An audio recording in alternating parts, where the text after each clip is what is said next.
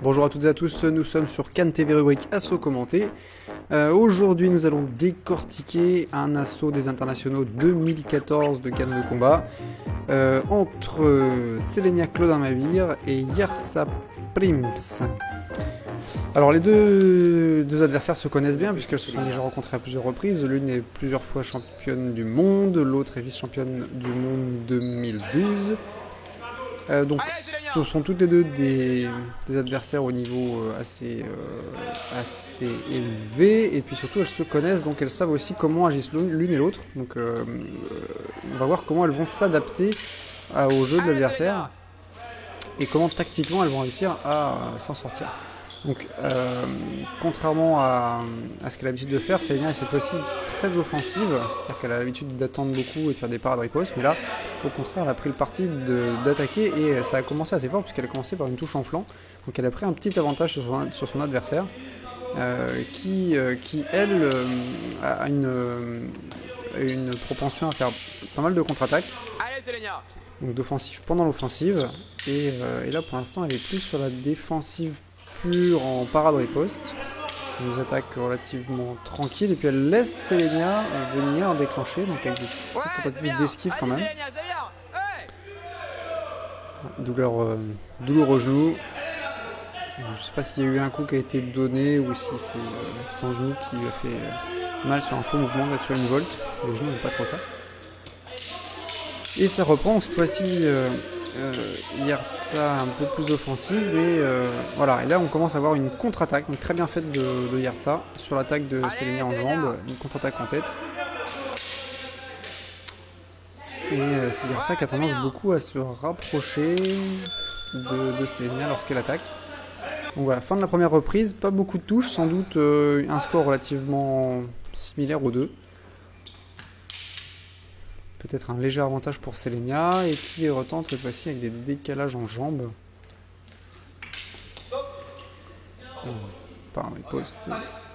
Parlement. Donc la tentative de contre-attaque sur une attaque en tête de Selenia. Mais donc elle n'a pas vu venir Selenia en jambes. Bon, petite explication, et ça repart. Donc Yartsa qui continue à tenter des contre-attaques. Selenia qui touche en jambe et qui enchaîne en jambe. Donc il reprend l'avantage sans doute au nombre de points. Elle tente la contre-attaque ici aussi, qui a l'air d'avoir touché. Je ne sais pas si elle est touchée. Et là elle va chercher son adversaire. Donc là Yartsa tente les contre-attaques. Donc elle est dans un mode de contre-attaque. Là elle enchaîne les touches pour être sûr, mais Selenia a compris ça, et donc elle va tâcher d'aller la chercher sur toutes ses esquives. Voilà, là elle va chercher la touche. Donc même si ça manque un peu de précision, et puis les mouvements adverses sont parfois un peu confus, mais donc Selenia a compris qu'elle risquait de prendre des points, et donc elle a décidé d'avancer sur l'adversaire parce que celle-ci esquive. Sauf que voilà, le contre de ça va être d'arrêter de reculer, donc d'essayer de bloquer Selenia sur des mouvements un peu trop précipités vers l'avant. Et là l'arbitre décide de demander un avertissement contre le tireur bleu, parce qu'elle n'a pas respecté le principe de parade riposte. Alors ça peut la raison de demander l'avertissement, donc c'est-à-dire 3 points en moins si les juges sont d'accord, peut être discutable. Est-ce que ça a vraiment pénalisé le tireur en face, donc Selenia? Est-ce qu'il y a vraiment eu un défaut de points ou un vol de points? Donc l'avertissement est prononcé, donc Yartsa, qui était peut-être légèrement en défaut de points, se retrouve avec 3 points en moins encore, et donc il va falloir qu'elle comble l'avance.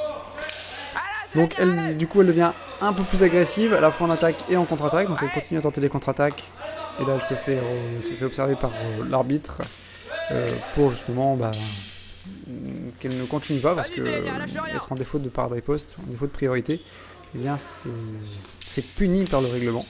En tout cas, ce n'est pas appuyé par le règlement. On risque des pénalités, comme l'avertissement qu'elle a pris tout à l'heure.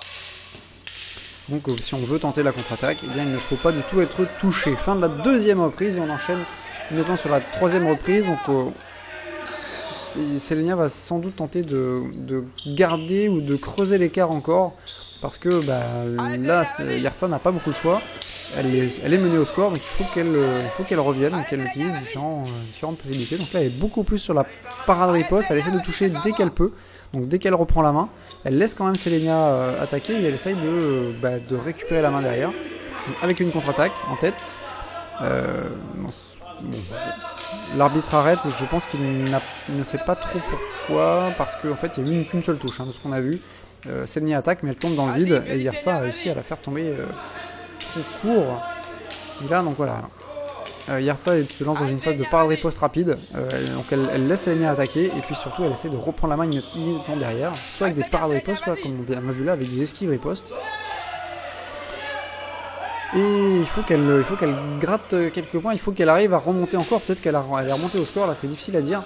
Elle a pu marquer quelques petits points supplémentaires, mais Selenia, avec l'avertissement qu'en plus elle avait pris en face, avait une avance relativement confortable. Donc il faut absolument qu'elle arrive à trouver au moins quelques touches qui lui permettent de remonter au score. Donc elle essaye enlever, elle essaye, donc toujours pareil dans les parades ripostes, esquive, et puis cette remise en tête qu'elle aime bien faire, qu'on a déjà vu. Sur une attaque, quand elle attaque à jambe arrière, elle l'esquive et puis elle la remet tout de suite en tête, le temps que le tireur en face revienne en garde. Elle passe à gauche, deuxième tentative peut-être pour perturber son adversaire, mais elle est moins à l'aise, on sent que son bras droit reste le long de son corps. Un peu de manipulation, une fente sans vraiment y croire, elle enchaîne, elle essaye de reprendre la main, d'être un peu plus offensive, mais voilà, fin de l'assaut. Donc score final, bonne question, on n'a pas conservé les résultats, mais victoire de Selenia. Il est possible que le fait que Selenia était très offensive a perturbé un peu Yersa sur cet assaut. Et comme elle n'a pas réussi complètement à s'adapter, alors qu'elle avait sans doute trouvé quelques petits points, notamment les contre-attaques qui avaient bien marché plusieurs fois, qui l'avaient gêné d'ailleurs en poule, on n'a pas vu les assauts, on vous les remettra peut-être un moment. Mais les contre-attaques qu'elle avait pu faire avaient beaucoup plus gêné Selenia dans son jeu, et là elle en a fait moins, elle en a fait quelques-unes qui ont été touchées, une ou deux qui a été sanctionnée, donc peut-être que c'est ça qui l'a un peu calmé sur son jeu, mais Yersa a fait beaucoup moins de contre-attaques que d'habitude, et c'est peut-être ça aussi qui l'a déstabilisé par rapport au comportement de Selenia. Voilà, si vous n'êtes pas d'accord avec cette analyse, n'hésitez pas à nous l'écrire. C'est pareil, si vous avez des remarques ou des questions, vous avez tous les commentaires pour ça. On tâchera de les lire et de vous répondre dès que possible. Et sur ces bonnes paroles, je vous dis à la prochaine fois.